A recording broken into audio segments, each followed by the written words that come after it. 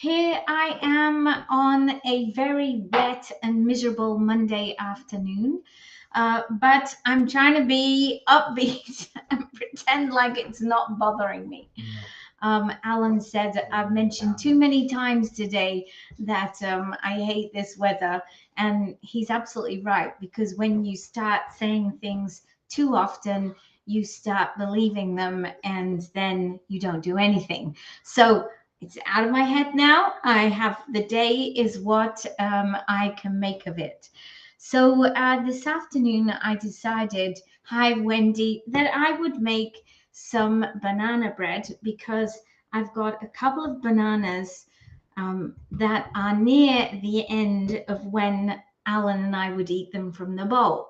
And what that means is they get left, and then I end up putting them in my freezer, and then they go with all the other bananas that are in my freezer, and I end up with too many. So the first thing I'm going to do this afternoon is to chop up some bananas. So before I do that, for those of you out there who don't know me, my name is Melanie Miller. This month is my 16th anniversary at Tupperware, which means, yes, I've been in Tupperware for 16 years. And should you have asked me 16 years ago, how long do you think you'll do Tupperware? I probably would have said, oh, I'll just do it while I still get my samples, which is 13 weeks. And here we are 16 years later. And the reason that I decided to stay at Tupperware was because I really believe in our mission statement, which is to help people to save time, save money, eat more healthily, and be a solution to pollution. So that's basically why I'm still here. So hello, Ingrid, good to see you this afternoon. Now, just before I chop these, I'm actually going to put a quarter of a cup of butter into the microwave. I'm not going to melt it. I'm just going to put it in for about 30 seconds at 30% power, just to soften it up a bit.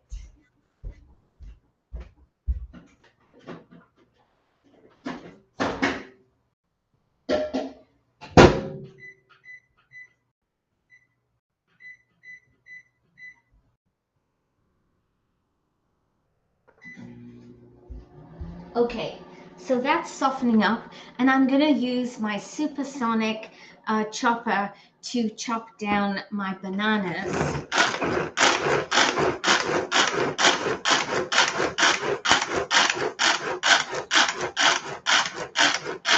And as you can see, it makes them into a nice puree. Now, had my bananas been even more ripe, I probably would not even have needed to chop them and could have gone straight away to use my whip and mix, which is actually one of my favorite things to use to make cakes. Let me just get that butter.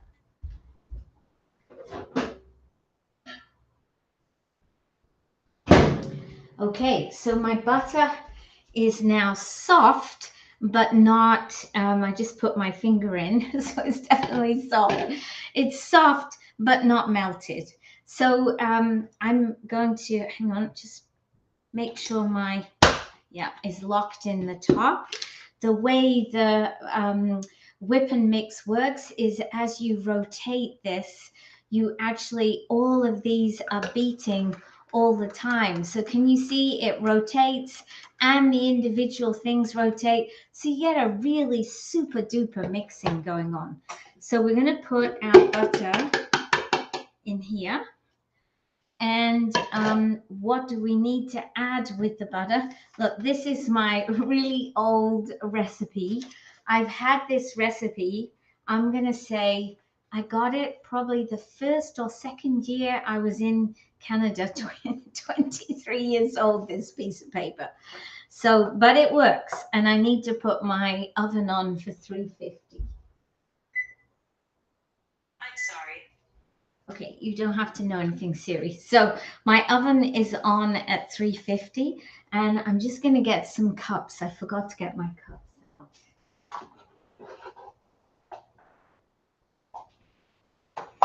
So I have a whole selection. So the first thing I need to measure out is half a cup of sugar, which I'm going to put in here with, with my butter. And I'm going to just whisk that round a little bit. And as I've told you many, many times, when you're using your whip and mix, you need to get all of your liquid ingredients in first. Hi, Tammy. Hi, whoever the last person is who said hello. I'm not actually seeing your name. So if you could click on the little link at the top of where you're watching.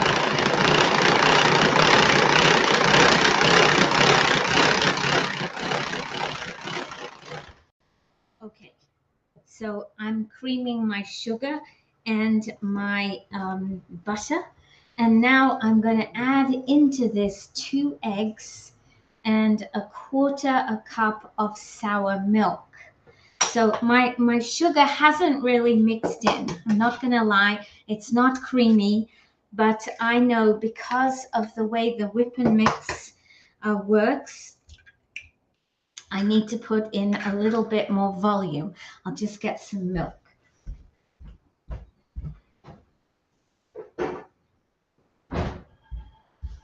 Now, to make sour milk, so I need 1/4 cup of milk. So I'm going to do about that much, and I'm going to get some vinegar.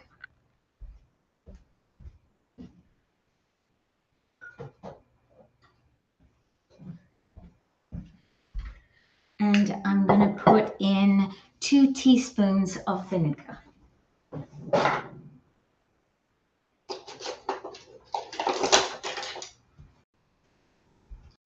Okay, I've got 1/2 tablespoon here, so that's 1.5 teaspoons, so that will do. Okay, so now I've basically made my sour milk. And the thing I have to do now is to add this sour milk into here. So let's do some more mixing. See if it takes, which link is it? Oh, Carla, I can see your name. If you did it, you've been successful. It's the little link at the top of where you're watching with Be Live, and I can see your name if it was you. So thank you, Carla, for clicking on it.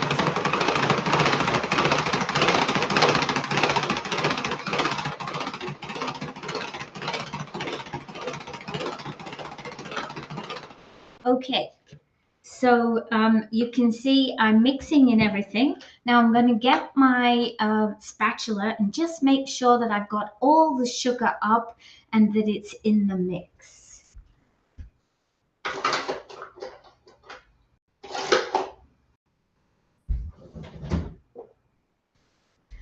Let's use this spatula. This is the spatula that is part of either the deluxe kit or the basic kit. It's in both of them. It's a great spatula, works with hot and cold. So now, as you can see, I don't know if you saw, but there was some lumps of sugar there because those were the lumps that were on the bottom. Because my whip and mix really likes to mix with liquids first. So now we should be good. So now I'm going to mix the rest of the sugar in.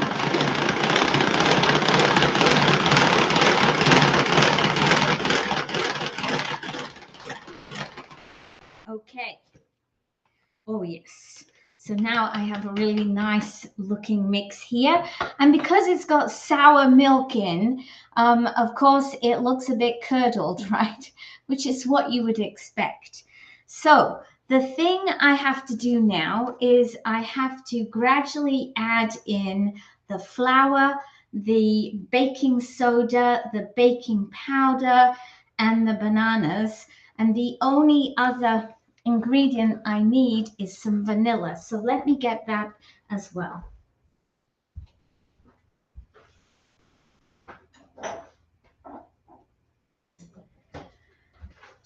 And I'm so happy that I have got some delicious Mexican vanilla. One of my friends bought it back from me when she was there. So it says a teaspoon. This is my half tablespoon. So it's a little bit less than a whole half tablespoon. So now I need to add in a teaspoon of baking powder and a teaspoon of baking soda. Let me get. So 1 teaspoon of baking powder. Oh, that was the soda. And 1 teaspoon of baking powder. So now I know that they're in. I don't have to worry about forgetting about them. And now I need to get 1.5 cups of flour. Okay. So as you can see behind me, this is my pantry. It's a walk-in pantry. That's where I keep all of my modular mates, which I'm very happy to have.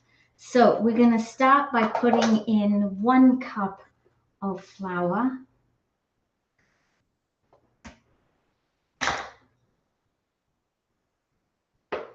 So it's pretty approximate. We'll put a little bit of it in first, mix it in, add in a bit of the banana. So I'm still using it on gear 1.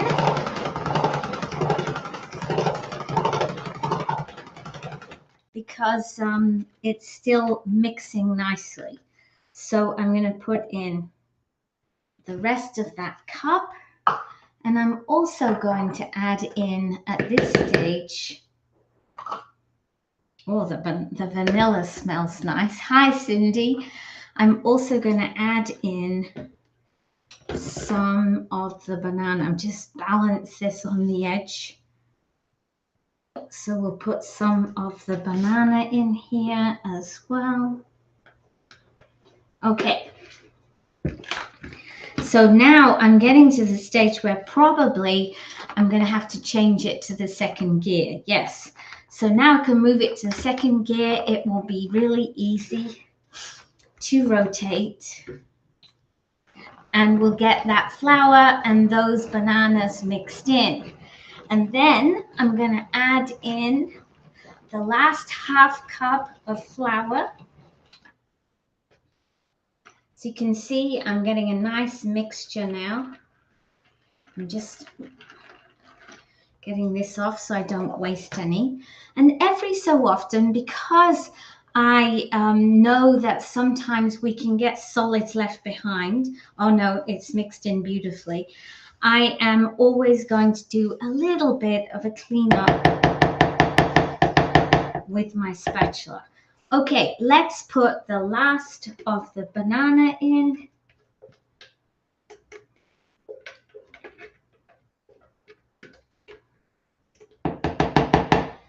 And I need just 1/2 cup of flour. There we go. And then I should have everything mixed in. So my whip and mix is quite full now. But so far, it's coping really well. So it's still on gear 2 and off we go. Okay, if you have a whip and mix, so I'm just going to turn it around here because it's easier to hold this side. If you have a whip and mix, what do you use it for most? I absolutely love my whip and mix, and I use it for mixing cakes mostly. That's my most common use for it. So there we go. I'm pretty sure my cake is nicely mixed now. So I'm going to get the last bits off. There we go. Not too much left on there. And do a last mix around with the spatula. It's all looking good, guys. Okay, so how am I going to cook this? Well, oh, I've got a mess here. I just need to get a cloth to wipe it. So I'm going to cook it in my Ultra Pro. So I'm going to get my Ultra Pro out.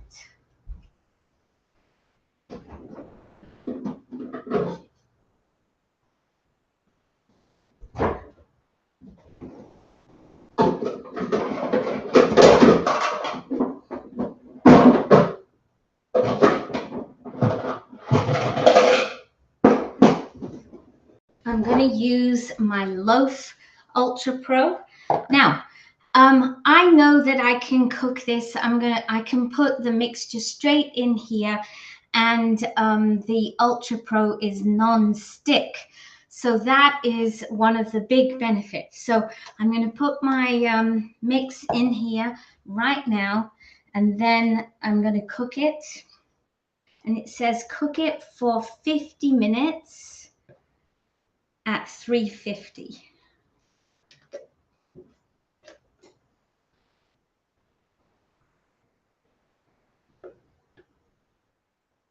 So that is what I am going to do. Okay, so I see nobody's written any comments about using their whip and mix. Is that because you don't have one yet, or you've got one but you haven't used it yet? I'm curious to know. You haven't used it yet. You're thinking of mixing up some brownies. Yep, that would work. So whenever you use the whip and mix, and I do love it, I use it. You must always remember to put the liquids in first and then the solids. Otherwise, you will end up with solids at the bottom. You can always mix them in later, but it's just so much better if you have it mixed at the time. I could have used my Supersonic. I would have been able to make the whole mix with my Supersonic. I would have probably left the blades in. It would have mixed really well. But I don't tend to do my cake mixes in the Supersonic, probably because I have a whip and mix. But you don't need one. But if you have one, it'll be even more fun. So my cake mix is in my loaf pan. I'm going to put this now into the oven because it just beeped. Oh no, it's still at 340, so I'm just going to wait. You love using your whip and mix for muffins? Yep. You don't have one yet either, Carla? Okay. You have one and you use it. That's what the Facebook user said. I can't see your name, so I'm wondering what you use it for. So for me, it's mostly cakes. So that pretty much wraps up what I wanted to talk to you about today. I'm going to cook this now for 50 minutes, and I will try to remember to, there we go, put a picture out.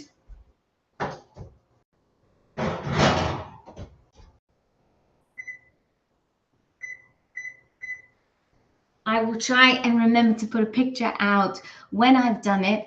And now I have to think, what am I going to make for Alan's supper tonight? He doesn't like it, he does like it when I make cakes. He loves it when I make cakes. But he always says, well, if you're making a cake on Live at 5, what am I going to eat for supper? So I think I might do omelets or something tonight. I just haven't taken my head there yet. So after I finish with you guys. Oh, hi, Myra. Good to see you. Thank you for coming on this evening. So thank you, everybody, for being here. And remember, if you have any Tupperware, it's in a box. You haven't used it yet. Use it, experience it. Now you have a much better opportunity to see another way how Tupperware can help you save time, save money, eat more healthily, and be a solution to pollution. Because it's clear that I made my own cake. I know exactly what's in it. Yes, it has sugar in it, but I know how much. I know that it doesn't have any preservatives in it, any extra. And I also know that I'm cooking it with no extra fat in the pan. I've not used any parchment paper in my pan. I haven't got any wrapping to unwrap my cake because I bought it from the store. So there's many reasons why just making cakes at home really fits with our Tupperware mission. So I wish you all a really happy evening. If you haven't joined my VIP group yet, please click on the link above. Yesterday I did a live sale and there are 36 items still remaining. All you have to do is click through the pictures. It was a buy one, get one sale. So there are lots of really nice deals there, and it would be great to see you in my group. If you want to join Tupperware yourself, you can click on the link that says enroll. So have a great evening, everybody. And I look forward to seeing you tomorrow for Live at 5. Bye.